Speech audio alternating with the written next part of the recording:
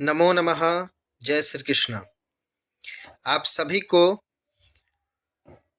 कमल संस्कृतम channel पर हार्दिक अभिनंदन है, स्वागत है। इस वीडियो में हम लोग कक्षा 9 की जो द्वितीय सावधिक परीक्षा नवंबर में हुई है उसके वैकल्पिक प्रश्नों का समाधान करेंगे, उसके उत्तर को जानेंगे।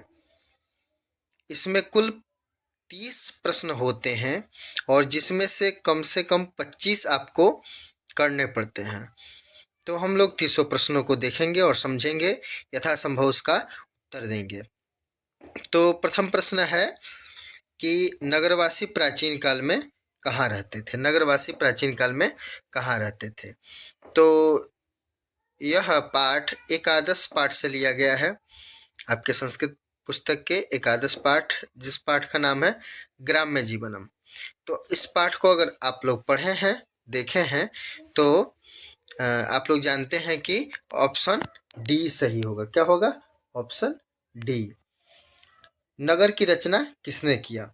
उस पाठ में दिया है जैसा कि गांव की रचना प्रकृति ने की है और नगर का विकास मानवों ने अपने सुख सुविधा के अनुसार किया है। तो ऑप्शन बी सही होगा। ऑप्शन बी, मानव ने। इसके बाद प्रश्न नंबर 3, भारतवर्ष कैसा देश है? उसी पाठ में दिया गया है कि भारत भारत एक कृषि प्रधान देश है। Option number A. और भोजन, वस्त्र, आवास किसकी आवश्यकता है? प्रश्न नंबर 4 में है तो रोटी, कपड़ा और मकान मनुष्य का सबसे बड़ी आवश्यकता होती है, इसलिए ऑप्शन नंबर बी पे टिक करेंगे, मनुष्य। और प्राचीन काल में ग्राम्य जीवन कैसा था? प्राचीन काल में ग्राम्य जीवन सुखमय था, जो अभी के समय में नहीं है। पलायन, अतिवृष्टि, अनावृष्टि कारणात् कष्टमय और दुखमय हो गया है। यह सभी पांचों प्रश्न आपके 11वें पाठ से थे, जो ग्राम्य जीवन से थे। इसके बाद 12वां पाठ आपका शायद आता है, जिसमें हम लोग वीर कुंवर सिंह जी के बारे में पढ़ते हैं। तो प्रश्न नंबर 6 है, पठित पाठ में स्वतंत्रता आंदोलन के अनुपम सेनानी कौन थे? तो ऑप्शन जैसा कि आप जानते हैं बी सही होगा, वीर कुंवर सिंह। कुंवर सिंह किस क्षेत्र में कुशल थे? तो वह आखेट कुशल थे। किसमें कुशल थे? आखेट। उसमें युद्ध भी हो सकता है, लेकिन पठित पाठ के अनुसार देखें तो आखेट कुशल थे। उसके बाद प्रश्न नंबर 8, 23 अप्रैल को किस दिवस के रूप में मनाया जाता है? 23 अप्रैल को पाठ के अनुसार विजय दिवस के अनुसार मनाया जाता है। Option B. प्रश्न 9 है, वीर कुंवर सिंह ने अपने हाथ को काटकर किस नदी को समर्पित किया?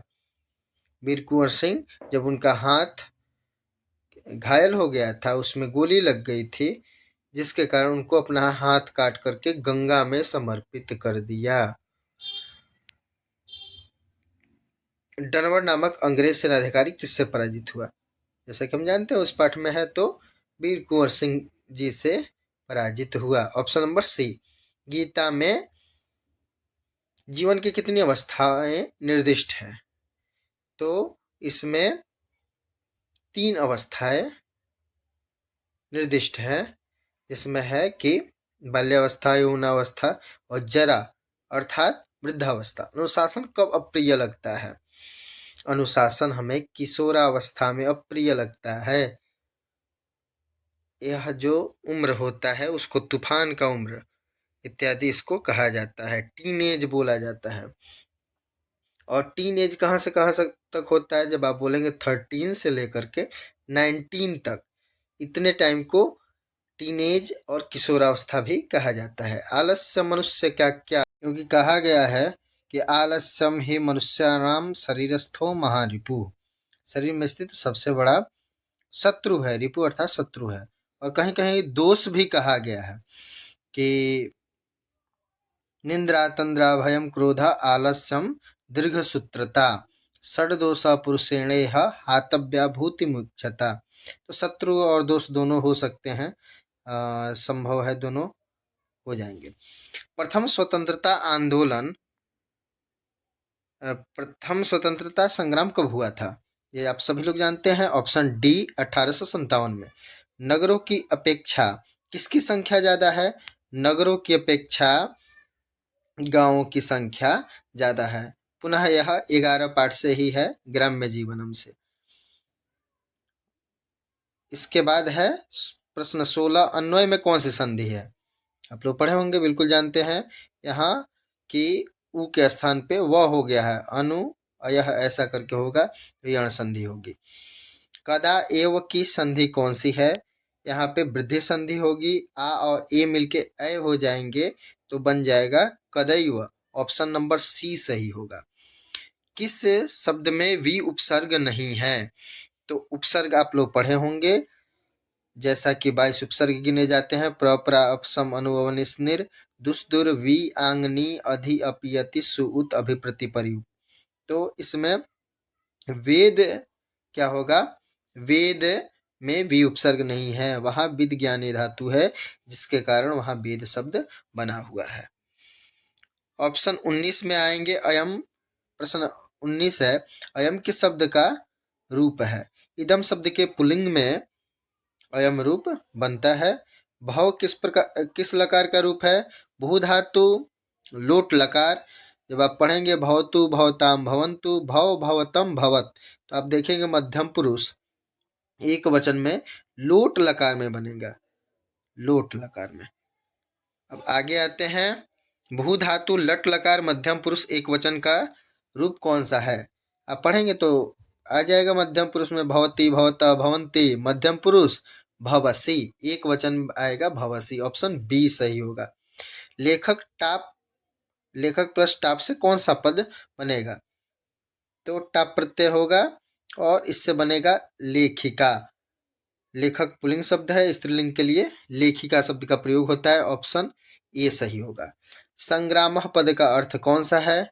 यह बहुत ही सामान्य प्रश्न है, आप लोग जानते हैं कि इसका होगा, संग्राम का होगा युद्ध।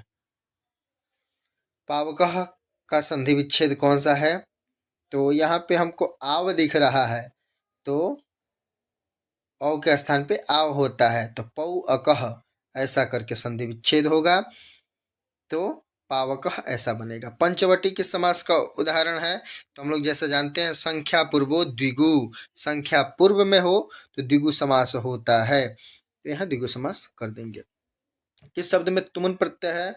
तो यहाँ आप ध्यान से देखेंगे तो आपको दिख जाएगा पठ धातु में तुमुन प्रत्यय होकर के पठितुम बना हुआ है। ऑप्शन बी सही हो जाएगा। प्रणम्य पद में कौन सा प्रत्यय है? तो यहाँ पे ल्यप प्रत्यय होगा और प्रणम्य प्रपूर्वक नम धातु से ल्यप प्रत्यय होकर के प्रणम्य ऐसा बनेगा। सह के अर्थ में किस विभक्ति का प्रयोग होते हैं? सहार्थे तृतीया। और सूत्र आप लोग कारक पढ़े होंगे तो जानते होंगे कि तृतीया विभक्ति होगी। सह के अर्थ में तृतीया विभक्ति होगी। संप्रति किस प्रकार का पद है? तो संप्रति अव्यय है। क्या है? अव्यय है। अव्यय में कोई भी परिवर्तन नहीं होता है, कोई भी व्यय ना हो उसको बोलते हैं अव्यय।